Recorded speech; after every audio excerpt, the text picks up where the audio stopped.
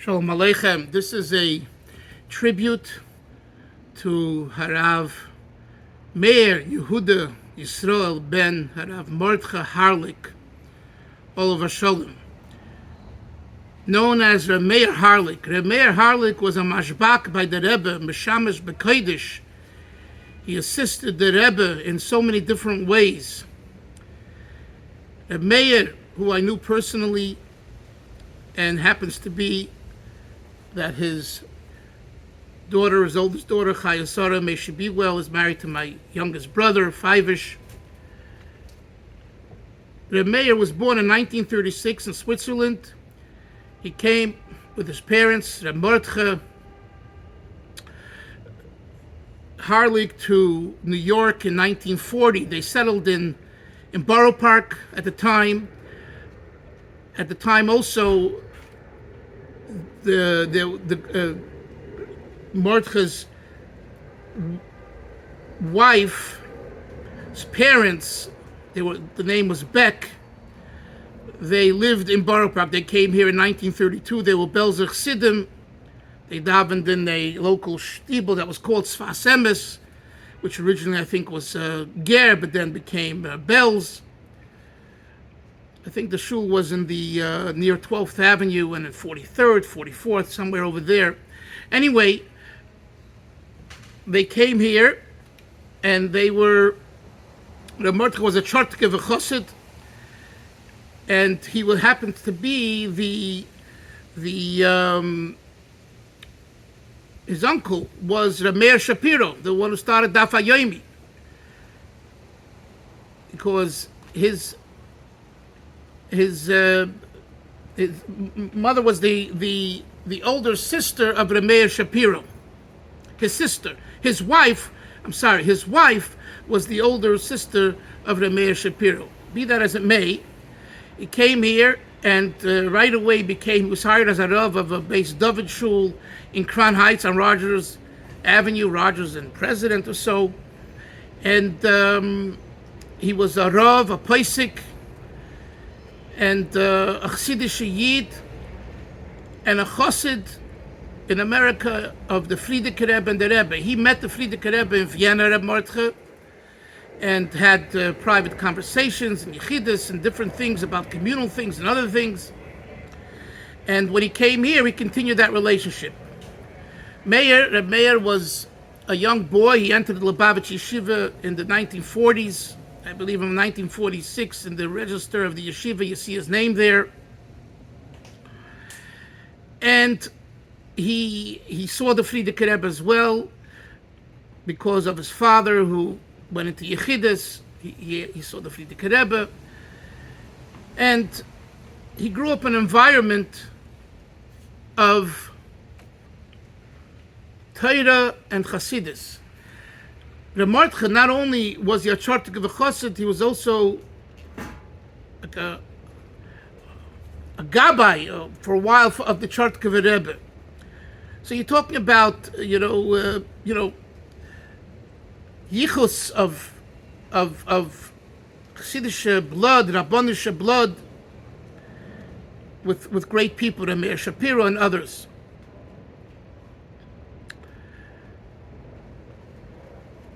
I want to tell you personally what I took from Rebbe Meir.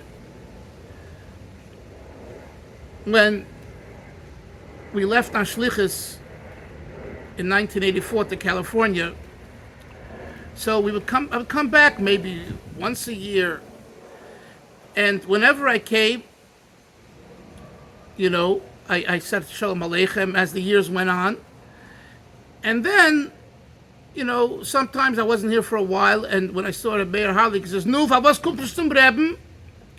Like, "Du kommst zum Rebbe." I could tell you, Rebbe Meir was part of the Rebbe 770 furniture in a positive way. Bemis. He lived and breathed 770 and the Rebbe. I was told that once Rabbi Yoel was farbringing, and he was crying. Took a lot of mashkin, and he said, "I wish I would be like Meir Harlik." Meir Harlik is Emnegei. It's relevant to him what time the Rebbe came in, what time he went out, how did he bow down, and how did he tie his shoes, every detail. And Rebbe said, that's not my style. And he was crying how Halavai would have these kashrus in these inyonim like Meir Harlik. I think that's a very, very telling statement about the person, about Rebbe Meir. Few chassidim were zoiche, merited being around the Rebbe basically the entire time. And I'm talking about in the 40s too. He grew up, in Crown Heights, because they moved from Borough Park to Crown Heights.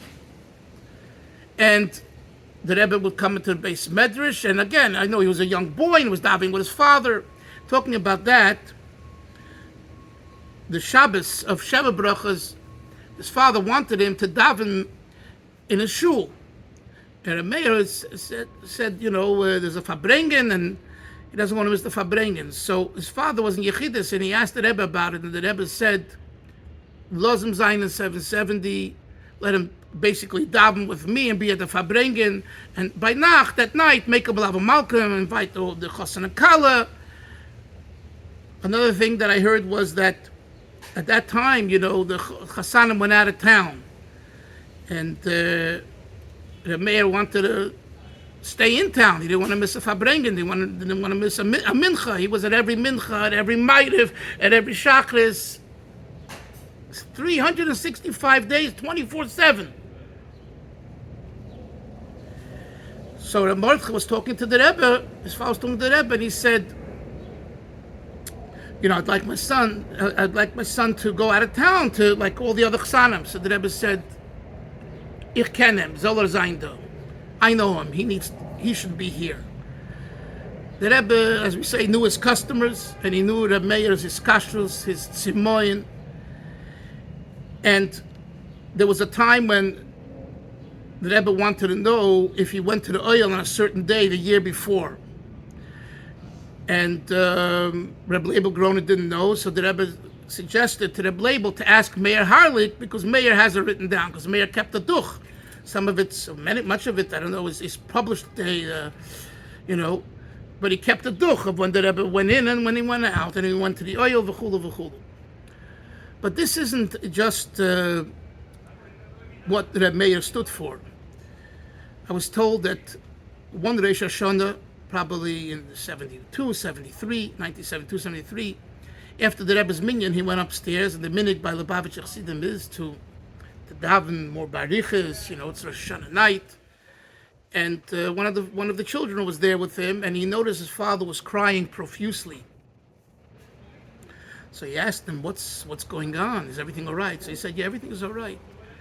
I'm crying that I want to have this chus. Hashem should help that my children should go on shlichus. And Baruch Hashem, all of his 7 children are shluchim of the Rebbe today, with children and grandchildren. So what he cried for Rosh Hashanah night in the early 70s, the Eibishter answered him and kind of paid him back for his dedication to Beis Harav, to the Rebbe, that it was fulfilled. Another thing that I had chance to talk to the mayor about was, there were different chassidim, there were older chassidim, there were Rashab's chassidim, the Rebbe's chassidim, and the Rebbe's chassidim. The mayor heard a lot from a lot of these people, and in talking to him, he knew the score. You have to understand, 3 times a year, the Alter Rebbe, the Chamadina, the Friedrich Rebbe's wife, would make kind of a Fabrengen in the Friedrich Rebbe's apartment. I believe Yutas Kislev put him in Yud Beis Tammuz. And who would come up? The Rebbe came up. This is 20 minutes before you came down to the big Fabrengen to us in 770. He would be upstairs, and Reb Shmuel was there, and another few Alter Chassidim, and Meir Harlik was there. Meir Harlik was there. And he repeated to me different, interesting conversations that he heard Reb Shmuel and the Rebbe talk about. It was informal. It wasn't like the Rebbe's by the Fabrengen, he's leading, taking charge, and everyone's sitting and quiet. This is more, interactive, sitting together.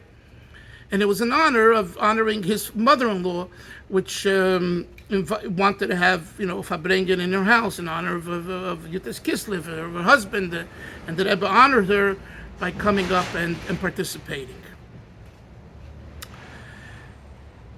There's a lot to say. There's a lot to say about this Yid. He lived 86. He was going to be 87 in Elul, and he was just a very much dedicated symbol of his kashrus. Another thing, when the Rebbe had his heart attack in 1977, and then there was the Rebbe came out the first time, Rosh Chodesh Kislev, and everyone knows Rosh Chodesh Kislev. I did it, I did it right. They sing the Gunim and celebrate. And Meir Harlik was the one who took charge and made the first Suda, and every year he collected money for it, and he was the MC. So Rosh Chodesh Kislev, in a way, the celebration is credited to his doing. And in fact, at his Levaya, they sang, so one of the Gunim they sang was this Nigun.